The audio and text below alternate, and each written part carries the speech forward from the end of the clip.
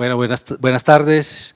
Un saludo muy especial. Quiero agradecer la presencia de ustedes en esta sesión de la Cátedra Más 70 años y en especial a Juan Covelli, quien nos regala este espacio para compartir el conocimiento que tiene, bastante amplio, en los ámbitos de la creación y la inteligencia artificial.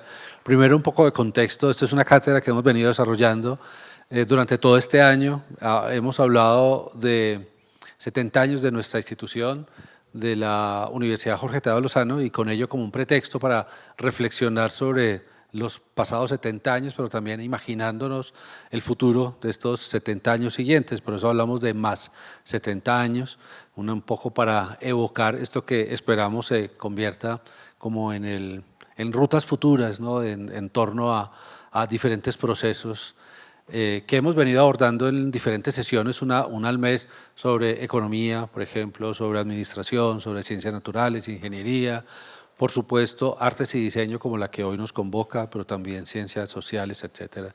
Y bueno, una invitación también para que escuchen otras cátedras, otras sesiones que aquí se han dictado y que están publicadas en los sitios, en las redes sociales de la Tadeo.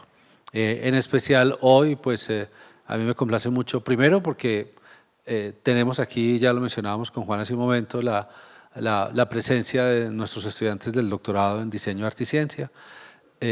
Vamos a tener sesiones todas las semanas, hoy es el primer día, pero vamos a tener las sesiones más intensas el jueves y viernes, que ya terminan de llegar los estudiantes de las diferentes regiones del país. Pero esta semana, entre hoy y mañana, vamos a tener unas conferencias, charlas, y esta cátedra precisamente, y un agradecimiento especial al decano Oscar Salamanca y a su equipo de la facultad que por supuesto gestionó, Juan Manuel Españ, Sergio, muchas gracias, que nos gestionó la presencia de Juan, pues a quien conocemos desde hace ya un tiempo, gracias a su reconocida trayectoria artística. Juan nos ha acompañado en varios procesos, hemos tenido la fortuna de tener su obra expuesta aquí en nuestra institución, yo digo en varias oportunidades porque pues hemos compartido, digamos, como en varios escenarios, pero siempre pues admirando el trabajo que él realiza, en el que vincula pues temas diversos, pero sobre todo que tal vez contextualizan la aplicación de la inteligencia artificial en un contexto muy particular, el nuestro, pero además de eso, desarrollando una perspectiva crítica en torno a estas miradas, si se quiere, ancestrales, ¿no? Precolombinas, ¿no? Todo esto, un poco como haciendo un recorrido, ¿no? en torno a esto que él ha llamado los tesoros especulativos y que nos hacen ver de una manera distinta nuestro pasado, también proyectándolo al futuro. Rápidamente para decir que Juan Covelli es un artista visual y curador independiente que vive y trabaja en Bogotá, que tiene una maestría en filosofía y prácticas de fotografía contemporánea de Central Saint Martins en Londres, es investigador y docente universitario y miembro fundador de la plataforma digital Nemos 1, y bueno, nos explicará seguramente ahora más adelante. Ha sido, bueno, profesor en la Universidad del Bosque, ha sido director del programa de artes, bueno, él lo comentará ahora un poco más adelante, pero en todo caso sus prácticas se centran en las nuevas materialidades generadas por la era digital, haciendo énfasis en las dinámicas de lo físico dentro de este espacio etéreo. Bueno, no leo más para que Juan nos cuente él mismo, pues como toda su experiencia. Juan, de nuevo, de verdad muchísimas gracias por compartir este espacio ya teórico en torno a tu obra. Tú tienes ahí. ¿Se oye? ¿Se oye? ¿Se oye? ¿Funciona? No. No, mejor entonces con este. Hola, hola. Sí, mejor con este. Bueno, muchas gracias Felipe por la invitación. Qué alegría estar acá con todos ustedes. Pues yo les voy a hablar hoy sobre un proyecto en específico. Si me da tiempo les hablo de otro, que también me da que me gusta mucho, que realicé el año pasado como parte del Premio Luis Caballero. Pero vamos primero a hablar sobre tesoros especulativos. Tesoros especulativos es un proyecto que nació en el 2020 y que digamos que A 2024 tiene un cierre, es un proyecto de 4 años, en el cual pues he estado trabajando sobre un tesoro que se llama el Tesoro Quimbaya, que en este momento se encuentra en Madrid, en el Museo de América. Este tesoro fue encontrado en 1890 en Soledad, en el Soledad Quindío, fue huaqueado. En ese momento el huaquear era algo normal, no era una cosa, digamos, como hoy en día que se ve un poco mal vista. Igual se sigue haciendo hoy en día, igual es una práctica que se sigue haciendo. Y pues fue encontrado y muy pronto, muy rápido, ese tesoro se encontró en Madrid, España. Y digamos que desde su encuentro ha sido pues un tesoro o digamos un conjunto de piezas arqueológicas único y controversial. Controversial, ¿por qué? Porque fue regalado a España. Entonces digamos que desde ahí empieza como toda esta idea de la controversia, donde Colombia lo reclama, España dice que fue regalado y que no fue expoliado, y digamos que pues yo creo que de cierta manera sí fue expoliado, pues digamos que había una herencia colonial que recaía en el presidente Holguín y que él pues tomó una decisión que no era para él tomar. Estas piezas, en España hay un número de piezas, pero hay muchas más, entre que fue encontrado en Soledad a que llegó a Bogotá, empezó a venderse por pedacitos. Eso era normal. Cuando llega a Bogotá no llegan todas las piezas, llegan algunas piezas, y esas piezas son compradas por el gobierno.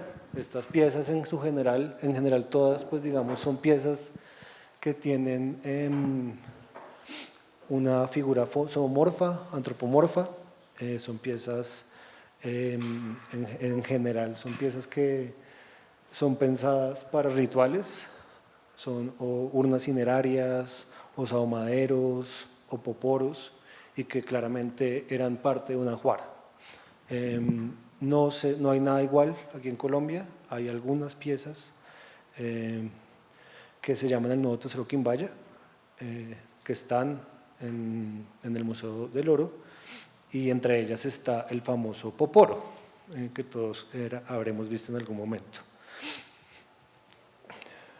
¿Por qué llega a España tan rápido?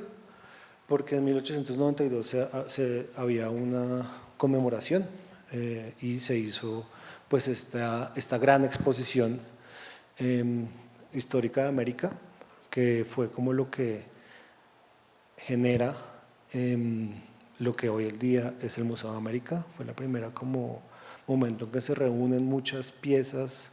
México mandó, Colombia mandó, Bolivia mandó, todo el mundo manda para celebrar este gran acontecimiento, y por eso llega este tesoro a España tan rápido. Se encontró en 1890 y en el 92, 2 años después, ya estaba en España. Entonces no duró casi nada aquí en Colombia, y acá se puede ver un poquito, ahí adentro de esta vitrina estaba el tesoro, algunas piezas del tesoro.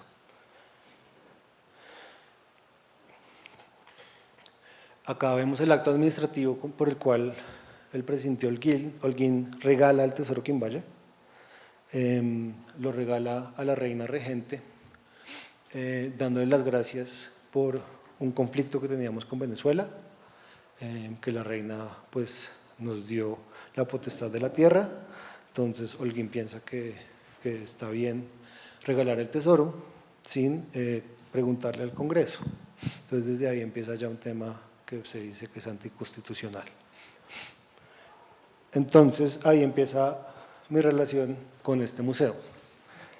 En el 2020 ya había bastante, digamos, actos administrativos, hartos temas jurídicos que estaban pasando sobre la petición de la repatriación, y yo voy y le pido al Museo de América que por favor me ayude, que quiero trabajar con el Tesoro Quimbaya.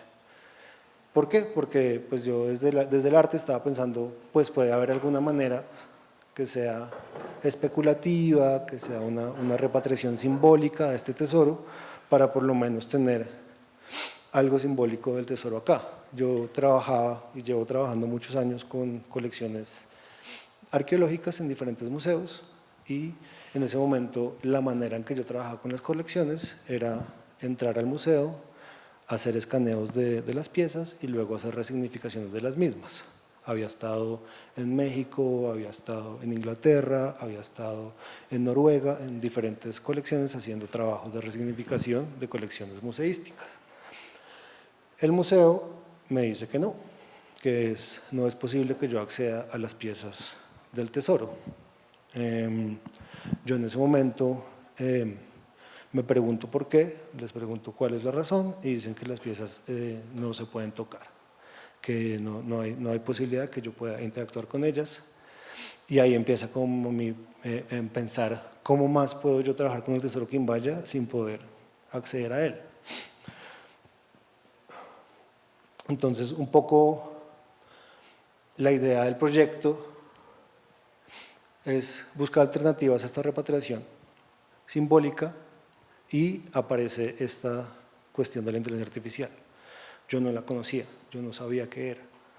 Simplemente yo estaba buscando maneras de acercarme al tesoro y empecé a ver y a entender que había una red neuronal que se llama una red adversarial GAN, que toma imágenes, las interpreta y las transforma. De cierta manera era lo mismo que hacía yo en mi trabajo. Yo entraba a las colecciones, hacía imágenes en 3D de los objetos y los transformaba o resignificaba. Entonces ahí yo empiezo a preguntarme cómo voy a trabajar con esta red neuronal. No conocía nada, empiezo a hacerme preguntas sobre de qué manera funciona, cómo es la tecnología detrás de ella, y pues lo más importante que tiene una inteligencia artificial es su base de datos. La data es lo más importante en una inteligencia artificial, con lo que se le entrena, digamos. Entonces, en ese momento, lo que se hizo fue empezar a hablar con la dirección del Museo del Oro, aquí en Bogotá, con su curador, con su arqueólogo, acercarme a ellos y decir: ¿ustedes tienen fotos del Tesoro Quimbaya? Y lo primero que me dijeron fue: no hay fotos del Tesoro Quimbaya, no tenemos registro de ese tesoro. Entonces otra vez vuelvo yo al Museo de América y les digo: necesito unas fotos del Tesoro Quimbaya. Y me dicen: sí, claro que sí, cada foto le cuesta $30. Y yo, entonces en ese momento, para entrenar una red neuronal no tiene que tener por lo menos 5.000 imágenes para que eso funcione. Entonces finalmente no era factible que yo le pagara al Museo de América esa cantidad de dinero para poder acceder a sus fotos. Entonces, con Héctor García Botero, que era el curador en jefe de las colecciones del Banco de la República, del Museo del Oro, empezamos este trabajo de crear nuestra propia base de datos. En las imágenes que ustedes ven, no hay ninguna imagen del Tesoro Quimbaya. Son todas imágenes de la colección del archivo del Museo del Oro. Como les comenté, hay muy pocos objetos quimbayas del Quimbaya temprano. Son únicos, hay muy pocos. Entonces aquí es que empezamos nosotros el momento de la especulación, de empezar a pensarse qué hago yo para poder generar una base de datos del Tesoro Quimbaya sin tener imágenes del Tesoro Quimbaya. Entonces empezamos a trabajar, a generar, estas eran como nuestras hojas de trabajo, y estas pues eran como ya las imágenes que íbamos metiendo a la base de datos, en los cuales empezamos a buscar temas de, por ejemplo, el Tesoro Quimbaya está hecho de una manera muy específica, está hecho de la cera perdida, es fundición de la cera perdida, es una tecnología muy específica, sus acabados. y empezamos a encontrar algunas investigaciones que hablan de estos colgantes tipo Darien como una, digamos, forma muy parecida a cómo se hacía el tesoro o cómo se hizo esa colección orfebre, y que estos colgantes tipo Darien están desde el Chocó casi hasta Costa Rica. En muchos lugares se hizo este tipo de ornamento. Entonces, ahí empezamos a ganar un montón de imágenes que nos servían para esta especulación del tesoro que estábamos creando. También vimos otro tipo de cosas, como estos remates de palillos, también son estas eran hechas de la misma manera y estaban en la misma, digamos, línea de tiempo, eran muy cercanas a cuando fueron hechas las piezas. Y finalmente, piezas como las Tairona, que eran muy parecidas en sus maneras zoomorfas, antropomorfas, se parecían a ellas. Aún así, no nos daban las imágenes, no eran suficientes. Entonces, ¿qué empezamos a hacer? Empezamos a trabajar con imágenes que para un museo no se consideran archivo. Son imágenes, por ejemplo, entró el objeto, le tomaron una foto y siguió, que son como imágenes de entrada. Esas imágenes que no se consideran parte del archivo empezaron también a entrar a ser parte de esta base de datos. Cuando ya tuvimos, digamos, una base de datos contundente que tenía alrededor de 15.000 imágenes, empezamos a entrenar la red neuronal. Es una red neuronal no muy compleja, que cualquier persona puede, digamos, ejecutar, que yo aprendí a ejecutar en 20 días que me senté a aprender cómo funcionaba y que funciona. En realidad son dos redes trabajando juntas, una que es la generadora, entonces se le da la original, la imagen original, y ella genera imágenes falsas. Y otra red neuronal que está recibiéndolas diciendo esta es buena, esta es mala, esta es buena, esta es mala, esta es buena, esta es mala. Como toda la ciencia positivista occidental, esto es puro prueba de error, prueba de error, prueba de error. Entonces, esta red neuronal, acá la pueden ver un poquito trabajando, empieza a generar imágenes una y otra vez, y cada vez que genera unos pesos, pues me va dando menos resultados. Para llegar a un punto que me interesaba, tuve que entrenar esta red por alrededor de 2 años. ¿Por qué? Porque no tenía el poder de cómputo que puede existir hoy en día, al que se puede acceder, no tenía las herramientas, entonces lo tenía que hacer en línea, con Google Cloud o con cualquiera de estas, digamos, opciones gratuitas, y esas opciones gratuitas pues no son las más rápidas. Cada 15 horas se para y hay que volverla a poner, a veces si hay un corte de electricidad vuelve y se cae, y es muy complicado, digamos, que de tenerla trabajando todo el tiempo. Hoy en día, después de los años, ya lo puedo hacer en mi casa con una tarjeta gráfica que pude adquirir y ya es a otro precio. Pero en este momento, digamos que era un momento donde estaba apenas aprendiendo. Esta primera fase del proyecto generó 12 videos, que cada video tiene alrededor de 16.000 imágenes. ¿Cómo funciona? No es que yo le diga a la red neuronal, hazme 12 videos, sino que era un proceso en el cual yo me sentaba a revisar los pesos, a generar imágenes. Entonces le decía, con este peso, hazme 500 imágenes.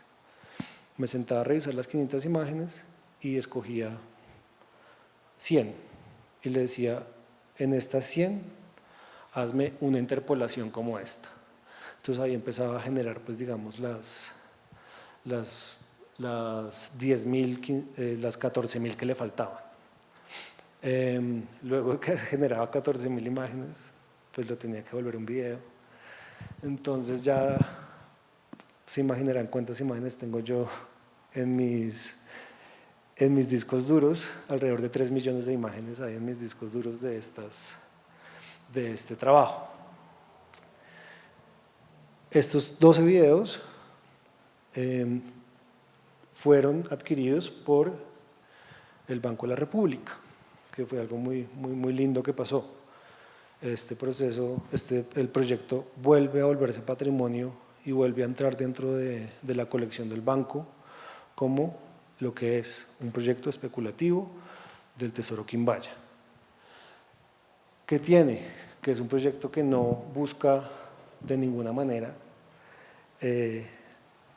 traer al tesoro, sino traer una especulación del tesoro que no, se aleja de la pieza orfebre, se vuelve algo, digamos, que siempre está en transformación, que no es algo físico y fijo, y eso pues digamos que es muy interesante y trae preguntas de, por ejemplo, ¿cuál es lo patrimoniable de esto? Las imágenes del archivo con el que se crearon las redes neuronales, la red neuronal con los pesos que generan las imágenes o los videos que finalmente resultan de ella. Ahí digamos que es unas preguntas que saltan y que yo todavía no puedo responder, pero que son interesantes. Desde ese punto, el proyecto empieza a moverse por todo el mundo. Acá fue la primera vez que se mostró fuera del país, en España justamente, en un sitio que se llama Getxo-Foto, que es un festival de fotografía en Bilbao. En ese momento, pues como era un festival de fotografía, lo que se mostraron fue 180 frames o digamos stills de los videos y 3 videos. Ese mismo año estuvo en Dinamarca, solo un canal de video, y también estuvo en Inglaterra, que fue mostrado en este setup muy bonito. Eran 4 pantallas en un espacio de la galería.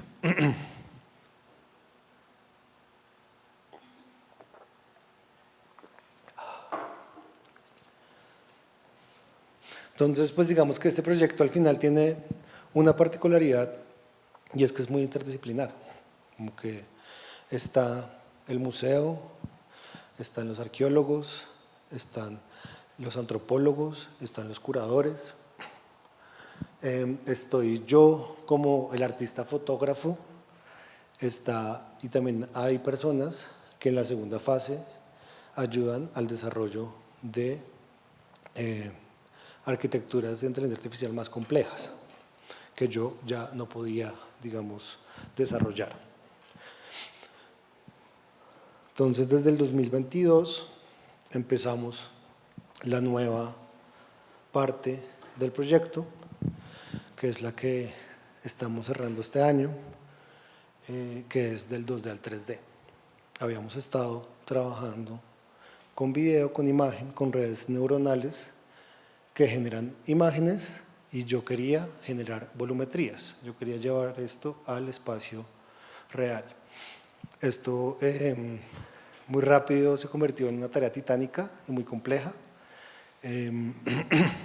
Lo que hicimos y pensamos como, bueno, bien, entonces pues vamos a hacer lo mismo que hicimos con el 2D. Vamos a coger imágenes de la colección y vamos a entrenar esta nueva red neuronal, haciendo otra vez generaciones. Entonces empezamos con el tesoro, con el museo, a hacer escaneos 3D de las piezas. Funcionaba igual, ¿no? Entre más imágenes o más grande sea la base de datos, pues mejor van a ser los resultados.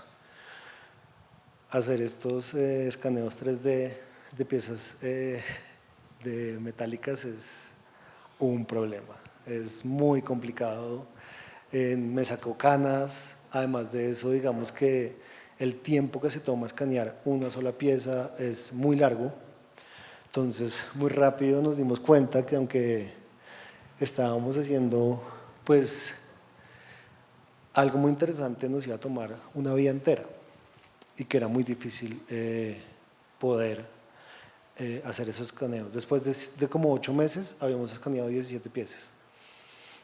Porque además de eso no solo es que uno pueda, sino que las personas que manejan las piezas en el museo puedan, y esto pues es investigación, y esto pues digamos que no es una prioridad en el banco, entonces pues eso se vuelve cada vez más difícil. Entonces pues acá está un poquito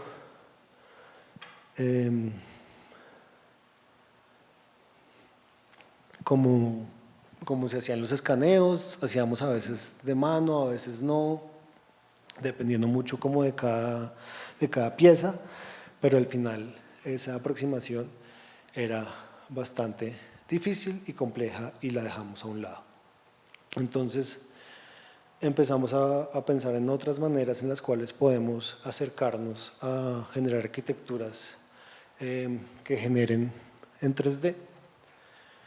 Y lo primero pues que empezamos a pensar fue, hay una cosa en inteligencia artificial que se llama fine tuning, es decir, uno tiene un peso ya entrenado y uno lo reentrena con unos objetos diferentes y él aprende de lo que, o ella aprende de lo que se hizo.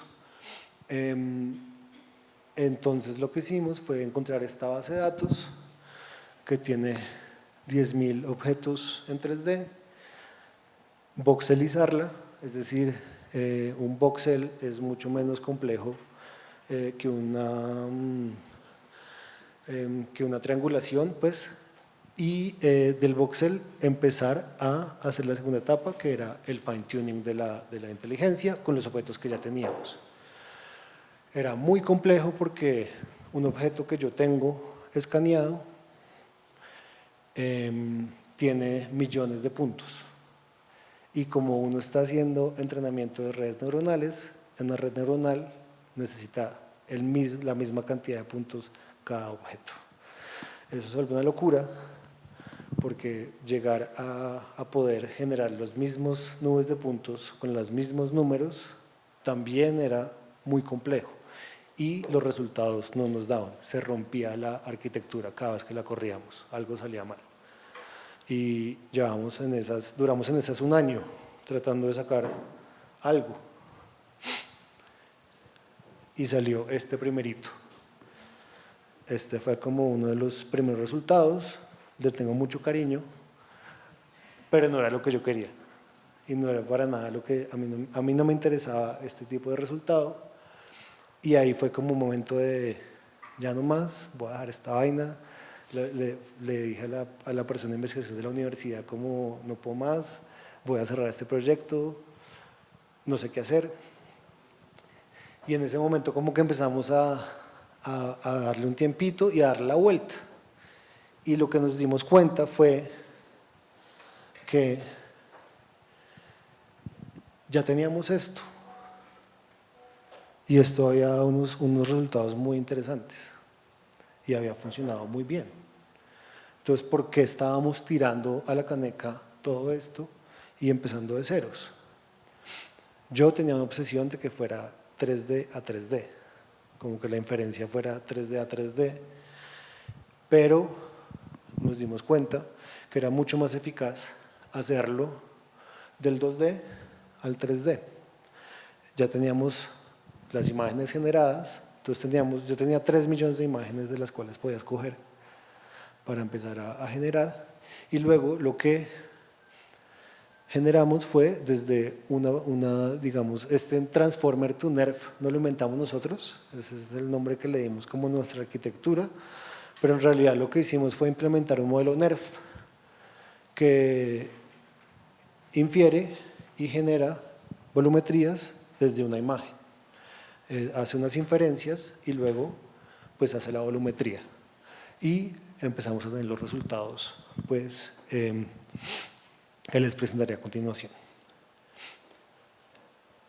Entonces, pues ese modelo NERF digamos que también no era tan nuevo, pero sí era una novedad en el momento, y digamos que nos aliamos con una universidad en en Canadá, que nos ayudó pues a hacer toda la implementación de esto con una persona que está haciendo un doctorado, por eso digo que yo solo no pude. Tuve que hablar con una persona que es artista, pero tiene un doctorado en inteligencia artificial, y fue el que nos ayudó pues a darle la solución al problema. Interesante de esto pues es que quedó en un GitHub, que cualquier persona lo puede usar, que cualquier persona puede coger esos pesos y generar ahora imágenes, simplemente lo tiene que ejecutar pues el código, pero ese código está abierto a todo el mundo. Estas son algunas de las inferencias que sacó. Acá se pueden ver un poquito más. Y lo que me gustaba a mí es que tenían ya más cercanía a lo especulativo, a lo que estábamos pensando, que no era como necesariamente el tesoro per se, sino esa idea de tesoro que podemos traer. Acá pues está un poquito, este montaje se hizo en la Galería de Santa Fe el mes pasado. En ese montaje ya hay 3 volumetrías impresas, y está también con los videos que no se ven, que están como repartidos en este dispositivo museográfico. Y lo más interesante de este proceso fue también cómo se materializa el objeto. Entonces yo también tenía esta obsesión de que quería que fuera una cosa a la acera perdida, que fuera en Tumbaga, porque tenía que ser como la tecnología antigua. Pero luego empecé a darme cuenta, pero no, esto también sigue siendo una inferencia, una especulación desde lo contemporáneo. También tenemos que usar elementos contemporáneos para su producción. Entonces empecé a investigar en materiales, a mí me gusta mucho jugar con materiales diferentes, y encontré este material, que es un filamento cargado con latón. Entonces tiene una carga metálica, y se imprime. A esto se le da un acabado, hay que pulirlo muy juiciosamente, se tarda bastante en la pulidita, pero queda de este tipo, que es dorado, y digamos que guarda una relación con el objeto original, pero se aleja también en sus composiciones matéricas, y eso me interesaba mucho. Ahorita estoy haciendo pruebas porque este material también se le puede sacar patina, entonces imprimí unos y les estoy echando vinagre y limón, tratando de sacarlos, de oxidarlos, y también encontrar cómo ese material tan plástico se vuelve otra cosa, ¿no? Que a mí me interesa como esa relación especulativa con el material. Acá otro de ellos.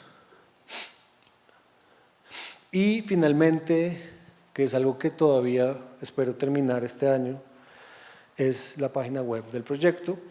La página web del proyecto es una página web donde hay 3 elementos.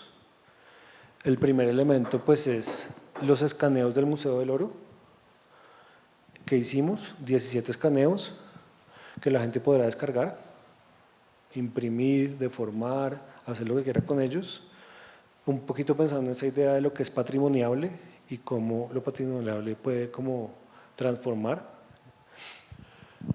Está también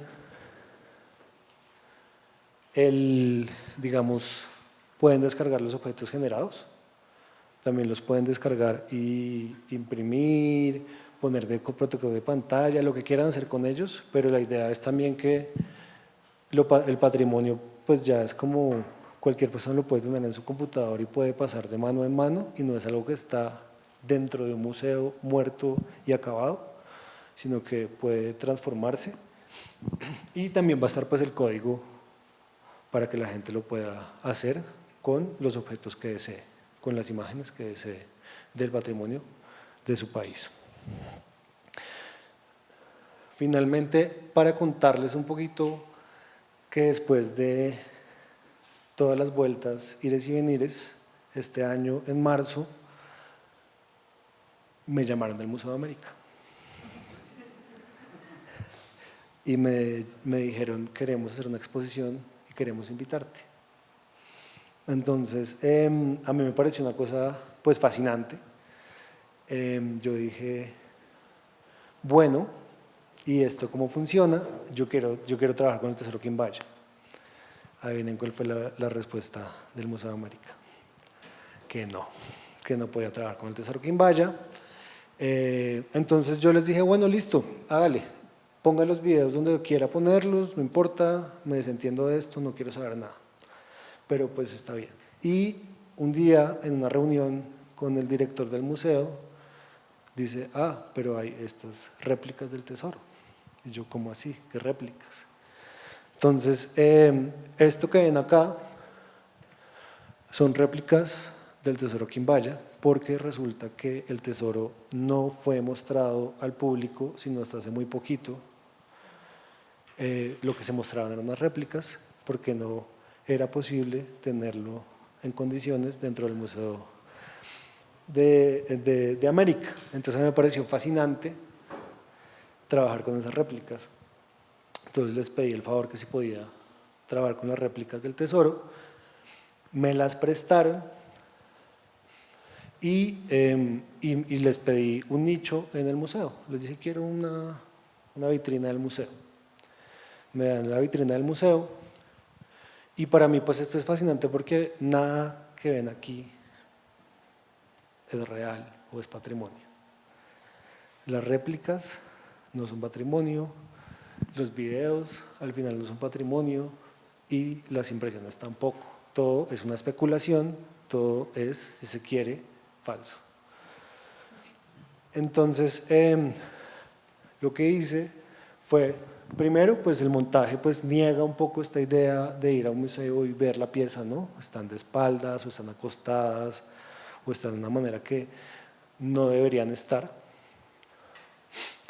Y antes de que me cerráramos, porque esto era una vitrina que tenía que estar cerrada porque al final pues el manejo de las réplicas igual es complejo, les pregunté sobre la manera en que ellos ponían sus fichas técnicas en el museo. Me dijeron, sí, claro, es esta ficha técnica.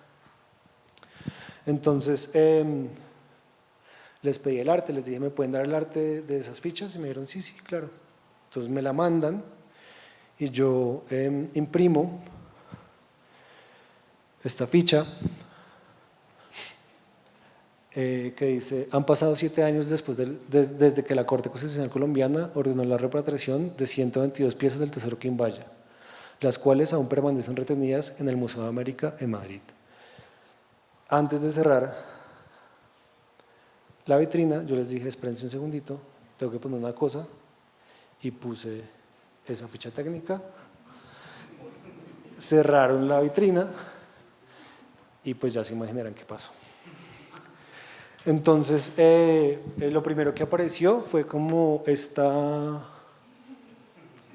cartela, donde el Museo de América, digamos, decía que lo que pasaba en esa vitrina no tenía nada que ver con ellos, que eran opiniones del artista, y ponen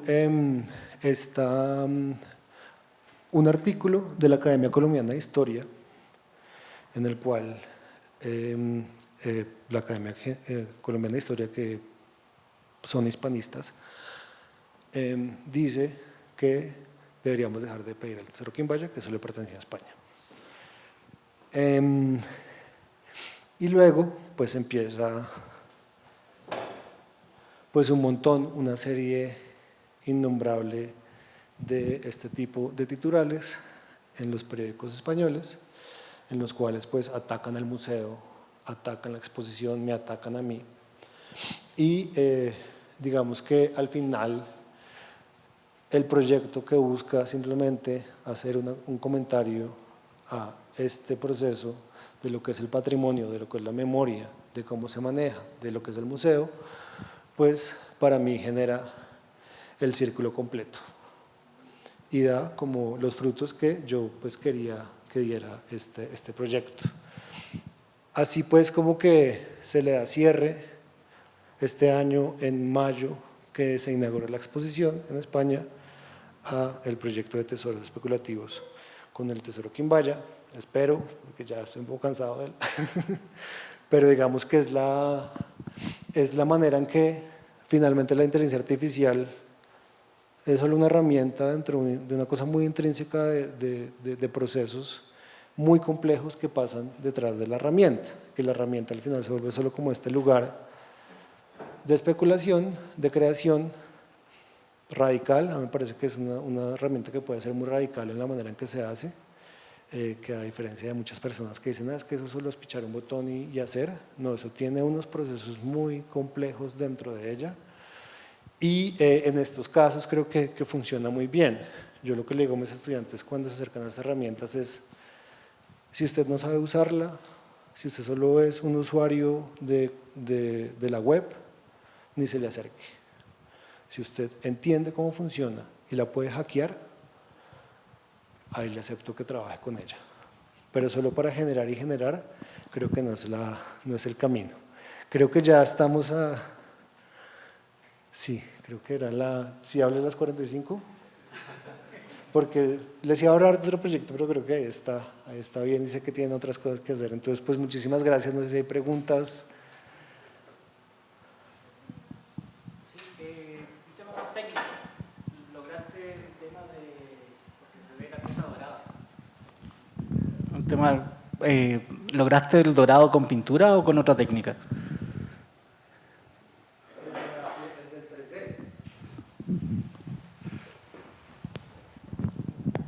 No, no es pintura, es lo que les contaba, es un filamento que está cargado con latón. Te lo pregunto, lo que pasa es que este semestre partí con un taller de metales y estamos trabajando con impresión 3D y solicité materiales para hacer electroplating, que es galvanoplastia. Estamos pasando del plástico a recubrirlo con cobre. Ok, no, esto ya viene cargado con el latón, o sea, ya viene como cuando uno hacía como con resinas, que uno ya venía cargado, lo mismo. Y luego ya lo tiene, o sea, así se ve cuando sale de la máquina, pues, y luego pues sí tiene que llevar un proceso de, pues como de limpiado, de dejarlo así. Hay más preguntas.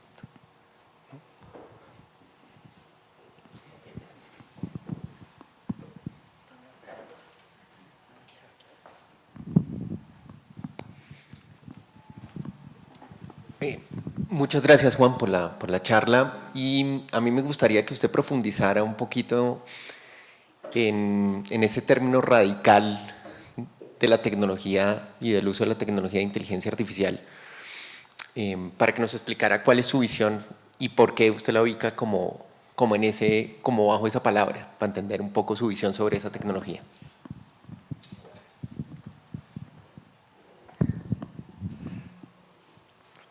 Pues por eso les iba a mostrar, bueno, les voy a mostrar un poquito. Los Caídos es otro proyecto que habla sobre memoria e inteligencia artificial y monumentos. En este proyecto que habla sobre,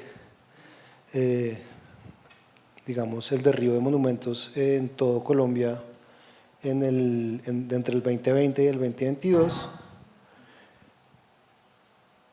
hay una pregunta sobre cómo empezamos a pensarnos la memoria en la era digital y quién guarda nuestra memoria. Hoy en día nuestra memoria antes se guardaba en el archivo, en el museo, en nuestro álbum de fotos. Era mediada por lo humano y lo humano era lo que guardaba nuestra memoria. Hoy en día esa memoria no está guardada por lo humano, está guardada por los algoritmos.